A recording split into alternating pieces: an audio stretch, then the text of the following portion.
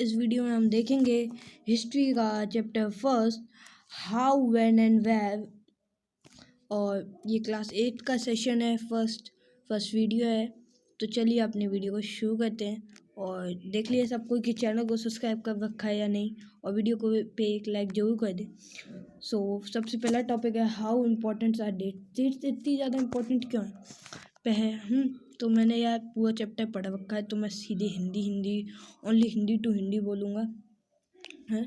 कोई ज़्यादा हम सेंटेंसेस नहीं बोलेंगे और मैं थोड़ा बहुत बोलूँगा बीच में सेंटेंसेस। चलिए वीडियो में आगे बढ़ते हैं। तो सबसे पहले आता है, हाँ एक समय था ऐसा जब हिस्ट्री को सिर्फ डेट्स तक ही माना जाता है हिस्टोरियंस के। इससे इसके बारे में डिबेट चलती रहती थी कि हाँ इस समय राजा ने ये किया, राजा ने वो किया, यानी इस समय पे राजा का जन्म हुआ, इस समय पे उन्होंने राज्यकाल किया, इस समय उन्होंने ये वाला बैटल किया, इस समय ये किया एक्सेट्रा एक्सेट्रा है। तो हाँ एक समय ऐसा था, और बहुत से लोगों को हिस्ट्री इसी कारण से बोरिंग भी लगती है। क्या? क्योंकि उन्हें लगता है कि हाँ कि हिस्ट्री बहुत ही ज़्यादा बस इसमें डेट्स को याद रखना पड़ता है। लेकिन क्या ऐसा है? नहीं, हिस्ट्री हमें चेंज के बारे में बताती है। क्योंकि पहले आप देखें, पहले इंसान दुनिया में जब आया तो उसने क्या सीधे एकदम इतनी बड़ी गाड़ी खड़ी कर दी? क्या नहीं ना, पहले उसने क्या किया, बैल का सहारा लिया, फिर वो धीरे आगे बढ़ा, फिर उसने इंजन को इन्वॉल्व किया, फिर उसके बाद उसने थोड़ा सा और इम्प्रूवमेंट किया। अब आज जो हम गाड़ी देख रहे हैं तब जाके वो बन पाई है। अब आगे बढ़ते हैं। तो हिस्ट्री है क्या? आफ्टर और बिफोर के बीच के कंपैरिजन को हम हिस्ट्री कहते हैं। आफ्टर और बिफोर के बीच में कंपैरिजन को हम हिस्ट्री कहते हैं, ठीक है। यानी इन दोनों के बीच में कितना गैप आ चुका है, यानी उसी चीज़ को हम क्या बोलते हैं? हिस्ट्री बोलते हैं। चलिए हमें इतनी बात तो समझ आ गई। तो आप लोगों ने क्या चीज़ को ऑब्जर्व की है? हर चीज़ की हिस्ट्री है। ऐसी कोई दुनिया में चीज़ें हैं जिसकी हिस्ट्री नहीं है? क्या आपने कभी सुबह बैठ के आप लोग वो एक कप चाय पीते ही होंगे हैं? एक कप चाय पीते हो, उस चाय की भी अपने में एक हिस्ट्री है। क्या? कि पहले एक आदमी होगा, उससे गलती से क्या हुआ, उससे गलती से पानी वो खौलावा होगा तो उसमें दूध डल गया होगा।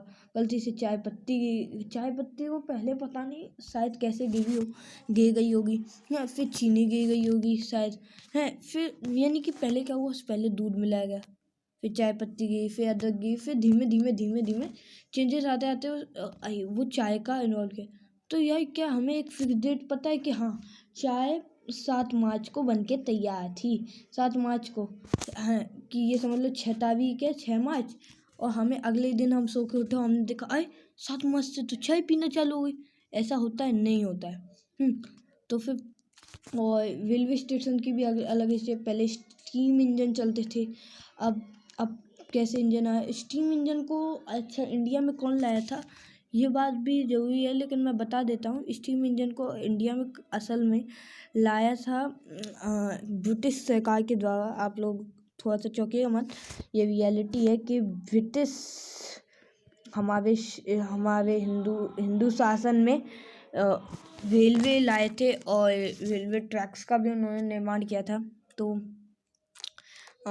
ये एक मिनट रुकिए, ये एक पेंटिंग दे रखी है आपको, हिंदुस्तान बाय डॉक्टर जे। ये तो इसमें क्या है, ब्रह्मांड ऑफरिंग कर रहे हैं किसी एक ब्रिटेन शास्त्र ब्रिटेन, यानी ये ब्रह्मांड शास्त्र को ऑफर कर रहे हैं टूवर्ड किसके? ब्रिटेन्स के। और ये फर्स्ट मैप है जेम्स मिल वेनेल के द्वारा जो हिंदुस्तान का बनाया गया है। यानी आज जैसे हमारा इंडिया है, क्या वो इंडिया का मैप बनाने में भी एक अलग हिस्ट्री है, तो इसके लिए उन्हें हिंदुस्तान अवार्ड दिया जाए। बस ये ऐसी बात में। अब आगे हम पढ़ते हैं। आगे भी अभी हमारे पास बहुत सारी डेट्स हैं और भी। तो चलिए अपनी वीडियो में आगे बढ़ते हैं। तो हमारे पास हर चीज़ की एक फिक्स डेट नहीं होती। जैसे मैंने अभी एक आपको टी का एग्जांपल दिया, टी की हमारे पास कोई फिक्स डेट नहीं है कि हाँ इतने टाइम में वो बन गई थी, हैं। और क्या कहते हैं, हमारे पास कि ऐसी हर चीज़ की हमारे पास एक फिक्स डेट नहीं है कि हाँ, यानी कभी ऐसा हुआ है कि हाँ कल, यानी कि आप सो के जगे और अगले दिन आपने देखी ये रेलवे ट्रैक बिछ गए हैं और ट्रेन चलने लगी है। ऐसा कभी हुआ है? नहीं हुआ। कोई फिक्स डेट नहीं है। पहले क्या हुआ, स्टीम इंजन बने, फिर कोयला उनमें डला, फिर उसके बाद क्या हुआ, ट्रेन्स के अंदर पहले तो क्या हुआ, सामानों को डालना चालू हुआ, फिर इनको इंसानों के मतलब से बनाया गया, ऐसे ऐसे करके हुआ। तो ये सब हुआ है। अब यहाँ पे इस पैराग्राफ में यही सब है ज़्यादातर, तो हम इस पे ज़्यादातर बात नहीं करेंगे। और क्वेश्चंस है, थोड़ा आप पढ़ लीजिएगा। फिर अब हम आगे बढ़ते हैं। तो advertisement help create the test, ये वाला भी थोड़ा पढ़ लेते हैं। और help us to understand how markets new products. तो यही है कि ये एक पहले क्या था, एक पोस्टर है, ये पहले का लिप्टन टीस का, और क्या जो कि एडवर्टाइजमेंट है। हमने क्लास 7th में सिविक्स की एक चैप्टर में एडवर्टाइजमेंट के बारे में अच्छे से पढ़ रखा है। अंडरस्टैंडिंग मीडिया में के बाद ही वो शायद चैप्टर था। आई थिंक वो पुरानी बुक में था, नई बुक में हट चुका है। तो चलिए अपनी वीडियो में आगे बढ़ते हैं। विच डेट्स, अब ये विच डेट्स, इसका मतलब कुछ समझ नहीं आया। विच डेट्स का मतलब होता है कौन सी डेट्स, यानी कि कौन सी डेट्स हमारे लिए ज़रूरी है, इसमें ये बताया। विच डेट्स आर इम्पॉर्टेंट यहाँ पे होना चाहिए था, लेकिन यहाँ पे ये लिखा है। तो चलिए हम जानते हैं कौन सी दिन हमारे लिए हम सबके लिए जो है। तो अगर मैं आपसे पूछूँ आपके लिए कौन सा दिन जरूरी है, तो आप लोग कहोगे हमारे लिए तो हमारा बर्थडे जरूरी है। हमारी बर्थडे की तारीख हमारे लिए बहुत ज़्यादा जरूरी है। कुछ लोगों को त्योहारों का दिन याद आएगा, हैं। तो मैं ये कहूँगा कि बर्थडे सा हम सब आप लोगों के लिए जो है, क्योंकि हैं आपके दोस्तों के लिए जरूरी है, क्योंकि उन्हें पार्टी मिली होती है। तो ऐसे ही हर एक इंसान के लिए अब अलग अलग चीज़ों की डेट्स जरूरी होती है। तो अब हम थोड़ा सा इसमें पढ़ते हैं, यानी कि कुछ यानी कि अलग ही जनरल्स के नाम, कुछ जनरल्स के यहाँ पे नाम दे रखे हैं। कुछ का मैं नाम पढ़ के जा रहा है। तो सबसे पहले यानी कि फर्स्ट जो गवर्नर जनरल कौन थे, ये क्वेश्चन भी आ सकता है कॉम्पिटिटिव के एग्जाम्स में। वॉन हेस्टिंग्स पहले, यानी कि वॉन हेस्टिंग हमारे सबसे फर्स्ट गवर्नर जनरल थे। जी हम इसमें इसे रिप्रेजेंट कर रहे हैं। फर्स्ट जी कौन थे, वॉरेन हेस्टिंग। अब और लास्ट यानी कि लास्ट वन कौन से थे, लास्ट वन इसमें यहाँ पे दे रखा है लॉर्ड माउंटबेटन। इनके बारे में हम अलग से चैप्टर में पढ़ेंगे। वह यहाँ पे कुछ और भी नाम दे रखे हैं। ये यानी कि इनका शासनकाल अलग ही रहा है, और यानी कि मेनली यही रहा है। ऑल डेट्स यानी कि हर एक दिन अलग लिए जरूरी है। ब्रिटिश के लिए उनका अलग ही जो, जब उन्होंने हमारे ऊपर राज किया, हमसे पैसे ले गए, तो ये गवर्नर हेस्टिंग का एक फ़ोटो देख रखा है। आप चाहे तो अच्छे से इसे एकदम देख लीजिए। यही था जिसने हम पे सबसे पहली बार जुल्म ढाया था इंडिया में 1773 में। यानी फर्स्ट गवर्नर ये कब बने थे, तो ये भी क्वेश्चन पूछा जा सकता है। तो आंसर है 1773 में। सो अब गवर्नर जनरल्स के बारे में हमने पढ़ लिया। अब हम थोड़ा पीरियडाइज के बारे में पढ़े। अब बहुत से लोगों को क्या आता है, अब कैसा है, कभी हुआ है कि 7 मार्च से राजा का टाइम पीरियड दे रखा हो कि हाँ राजा ने सिर्फ 7 मार्च को किया, नहीं, हमें ऐसा नहीं दिया जाता है। हमें पता है क्या दिया जाता है, कि उसने 1787 से 1802 तक राज किया, हमें ये दिया जाता है। तो ये होता है पीरियडाइज, यानी कि पीरियडाइजेशन है। अब हमारे शासनकाल को 3 तरह से यानी कि पीरियडाइज किया गया है जेम्स मिल के द्वारा 1817 में, है, जो कि एक फिलोसोफर थे, इकोनॉमिस्ट थे और पॉलिटिकल थे। तो फिलोसोफर कौन होते हैं, तो मैं बताता हूँ कि एक आदमी है, उसने यानी कि थोड़ा वातावरण जो है उसको ऑब्जर्व किया, और फिर अपना बारे में बताया कि उसने उस वातावरण के बारे में क्या थिंकिंग है। तो ये एक फिलॉसफी होती है। तो ये लोग होते हैं। अब इन्होंने हिस्ट्री, जो इंडिया की हिस्ट्री है, ब्रिटिश के काल तक में उन्होंने ये किया था कि इंडिया की हिस्ट्री को उन्होंने 3 पीरियड्स में डिवाइड कर दिया, हिंदू, मुस्लिम, ब्रिटिश, है। ये ज़्यादातर एक्सेप्ट भी हुआ, लेकिन इंडियन हिस्ट्री को ये कुछ भाया नहीं। क्यों? क्योंकि भाई अब ऐसा नहीं है कि जब हिंदू पीरियड था तब क्या क्रिश्चियन रूलर्स यानी थे ही नहीं इंडिया में, बुद्ध रूलर्स थे ही नहीं, जैन रूलर्स थे ही नहीं, थे ना, थे ना अशोका के टाइम पीरियड में भी। क्या जब मुसलमान रूलर्स थे तो क्या मराठा रूलर्स एकदम थप से गए थे? नहीं ना। हैं उसी प्रकार से। और न ये उन्होंने जाति के भी भेदभाव किए, तो इसकी वजह से बहुत ज़्यादा दंगे फसाद भी हो सकते थे। तो ये इंडिया में इतनी वाइडली पॉपुलर नहीं हुआ, और ये डेमोक्रेट डिफरेंस ले आता है द पीरियड। ये बहुत ही इम्पोर्टेंट है, और ये इसीलिए ज़्यादा फेमस भी नहीं हो पाए। और फिर उन्होंने क्या किया, लोअर लेवल का जो सिविलाइजेशन था यूरोप का, उनका ये कहना था कि history before British came Hindu and Muslim disports rules religious alteration caste taboos and. तो यानी कि उनके कहने का मतलब ये था कि जब तक ब्रिटिश नहीं आया ना इंडिया में, जब तक तो यानी समझ लो कुछ था ही नहीं इंडिया, पाँव की धूल थी इंडिया। उन्होंने हमारे रिलीजन को एक तरह से अब्यूज़ किया है, और बहुत सारा का। और ब्रिटिश रूल ने हमारे इंडिया में बदलाव लाया, और ब्रिटिश रूल की वजह से आज इंडिया इस मुकाम पे है कि वो कुछ है। नहीं तो ब्रिटिश रूल नहीं होता तो नहीं होता। लेकिन ब्रिटिश ने क्या किया हम सबको पता ही है। ये कुछ यानी कि इंडियन लॉ में के, और यानी कि मिल ने तो ये तक सजेस्ट किया था कि इंडिया के लोगों को तो सब छोड़ देना चाहिए, उनके बस की नहीं है प्रोग्रेस के विदाउट, यानी कि उनके बस की नहीं है कुछ भी कर लेना विदाउट किसके, ब्रिटिश के। तो ये जो आइडिया था हिस्ट्री का, ब्रिटिश रूल को उन्होंने बड़े, यानी कि ये होता है ना कि अपने नज़रिए से उन्होंने, मिल ने अपने नज़रिए से, रियलिटी नहीं थी जो, उसमें उन्होंने क्या किया कि मिल ने क्या किया कि सिर्फ ब्रिटिश को मोस्ट पावरफुल बता दिया, यानी कि बाकी सारे रूलर तो उनके पाँव के नीचे हैं, ये हिंदू ये मुस्लिम तो ऐसे पड़े हैं, ये उनका कहना था। जो कि क्या हुआ, ये कॉन्सेप्ट आज एक्सेप्टेड है क्या? नहीं। ये असल में ब्रिटिश रूल के पहले वॉज अ डार्क वंस, यानी ये डार्कनेस का सबूत था।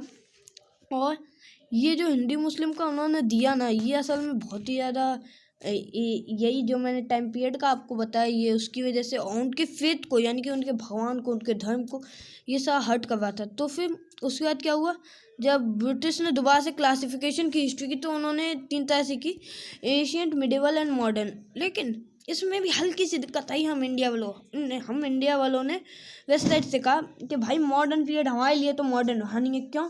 क्योंकि हम लोग तो भाई उस समय, हमें लोग किन किन चीज़ों के लिए तरस रहे थे हम लोग जानते ही थे। तो उन्होंने क्या कहा कि ये भी हमें जमा नहीं है। तो फिर उन्होंने कहा हमारे मॉडर्न पीरियड जो है उसको क्या कर दिया, कॉलोनियल पीरियड का। तो अब हम कॉलोनियल के बारे में जानते हैं, व्हाट इज़ कॉलोनियल। तो हम व्हाट इज़ कॉलोनियल देते हैं, और what do we know of थोड़ा सा और पढ़ लेंगे। और छोटा सा ही चैप्टर, शायद एक वीडियो में कवर अप हो भी सकता है। ये मैं कोशिश करूँगा कि एक वीडियो में ही हो जाए।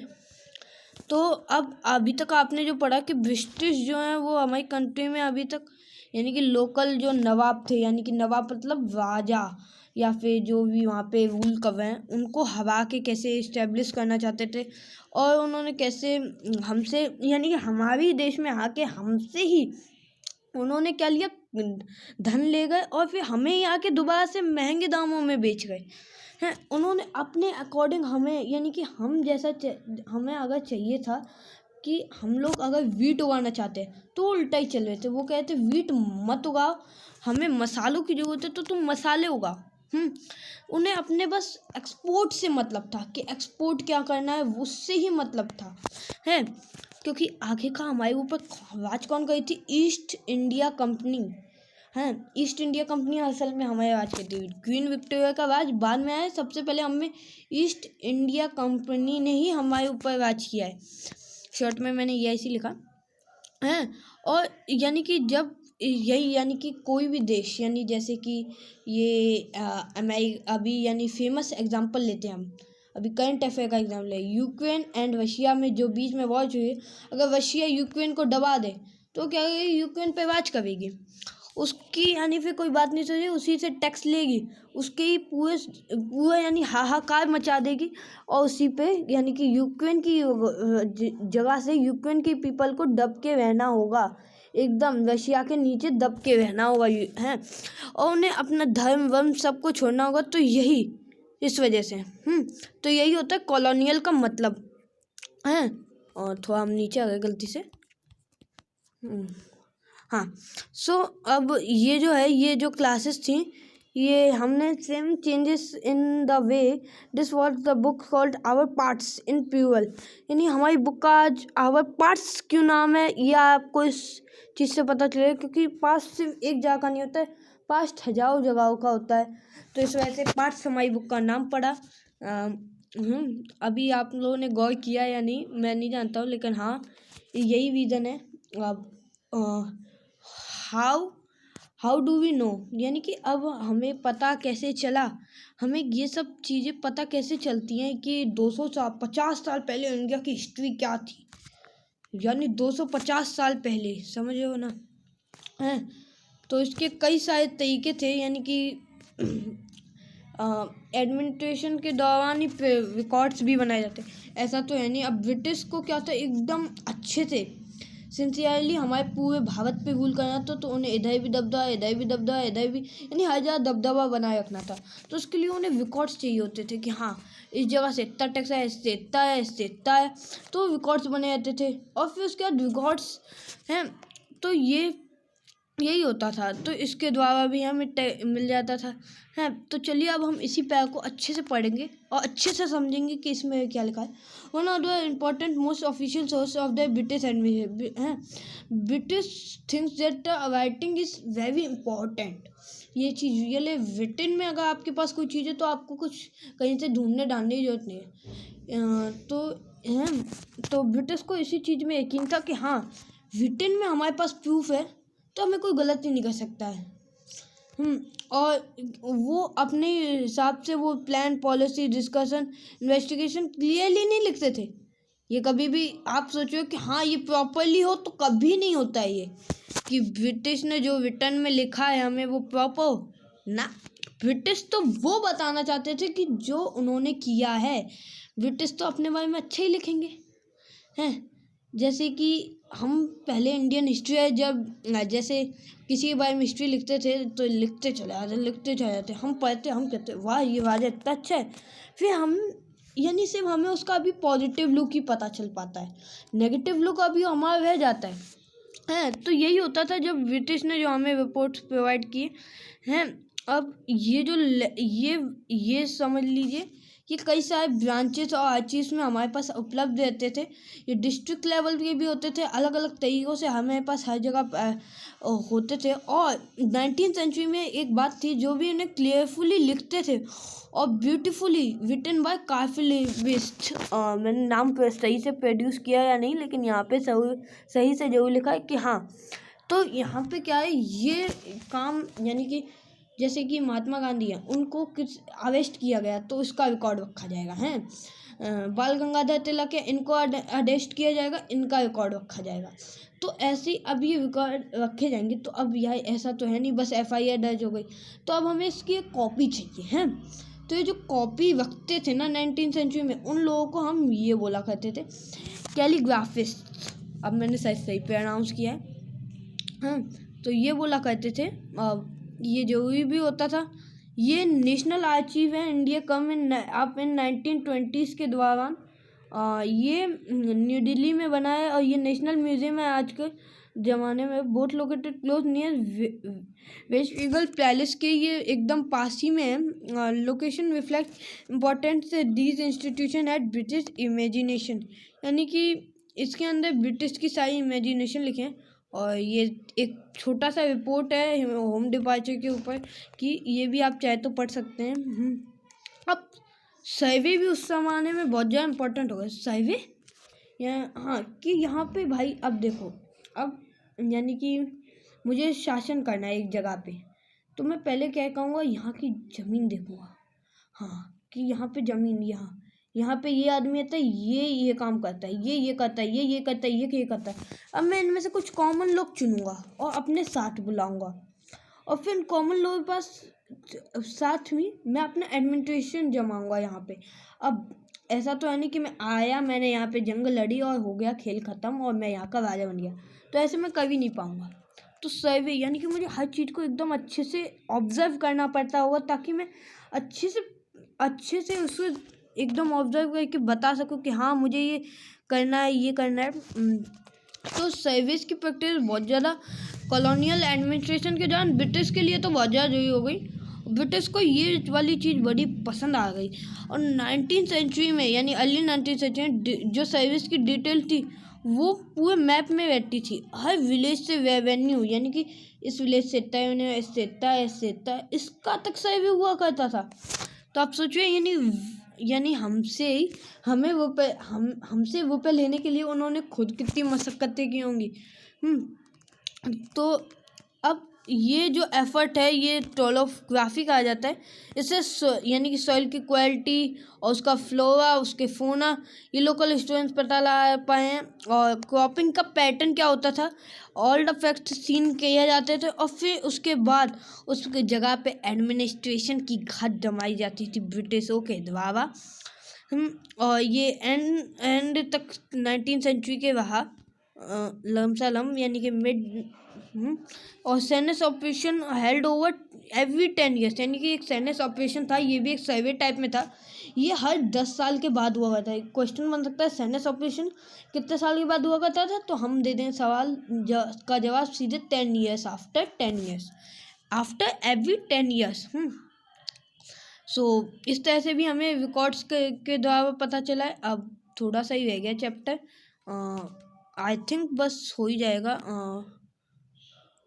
हाँ हो जाएगा आराम से वीडियो में। अब the official record is not tell, ये बात मैंने आपको पहले ही बता दी कि ब्रिटिश सिर्फ अपना ही ओवरलुक देना चाहते थे, ये नहीं बताना चाहते थे कि हमारा क्या नज़रिया है, वो बिल्कुल उन्हें बताया ही नहीं है। अब देखिए यानी कि वो अपनी बस अच्छा ही दिखाना चाहते थे हैं। तो यानी कि उन्होंने बस जो उन्होंने अच्छा यानी कि उन्होंने रेलवे बिछवाए ना, तो ये असल में तो अपने ही फ़ायदे के लिए बिछवाए ना कि हाँ यहाँ से गोल्ड एक्सपोर्ट हुआ तो उनको एक्सपोर्टिंग में आसानी हो, इसीलिए तो उन्हें बिछाया। तो उसे वो अपने बारे में बताया। अब पुलिस रिपोर्ट जो होती थी, पुलिस रिपोर्ट से हमें असलियत तो पता ही नहीं चला, न्यूज़पेपर से हमें असलियत पता चली है। पूछे कहते कि न्यूज़पेपर और पुलिस रिपोर्ट, अरे पुलिस रिपोर्ट में सच लिखा होगा या न्यूज़पेपर में? न्यूज़पेपर, क्योंकि उसमें पब्लिक का नज़रिया दिया जाता और पब्लिक का नज़रिया उस टाइम रियल था। और पुलिस रिपोर्ट में सिर्फ ब्रिटिशर्स का नज़रिया था, सिर्फ ब्रिटिशर्स। पब्लिक यहाँ पे कुछ भी चिल्ला रही है, उन्हें मतलब ही नहीं है। मतलब नहीं है पब्लिक क्या कह रही है। तो यानी हमें इतना तो पता चल गया कि हाँ ये सच नहीं बताता है। और ये सिर्फ अपने यानी कि 1857 के ये एक वेबल की वो फ़ोटो है। यानी कि वेबल का यानी क्या है, तो यानी कि जब उन्होंने पहली बार विद्रोह किया था। इसके बारे में हम चैप्टर 5 में भी पढ़ेंगे अच्छे से, टेंशन मत लीजिए। ये इंटरेस्टेड होता था और ये प्रिजर्व किया जाता था अच्छे से। यानी कि यानी सोचिए कि हमें राज करने के लिए हम पे उन्होंने खुद ही कितना यानी कि सोचिएगा, पुलिस रिपोर्ट से हमें रियल इन्फॉर्मेशन नहीं मिल पाती थी, आधी मिल पाती। तो हमने उस ज़माने के न्यूज़पेपर को उठाया। अब न्यूज़पेपर में देखिए, न्यूज़पेपर में यहाँ पे रियलिटी लिखी हुई है। तो चलिए, न्यूज़पेपर में आर्टिकल एक छोटा सा, और यही बस इस चैप्टर में इतना ही है।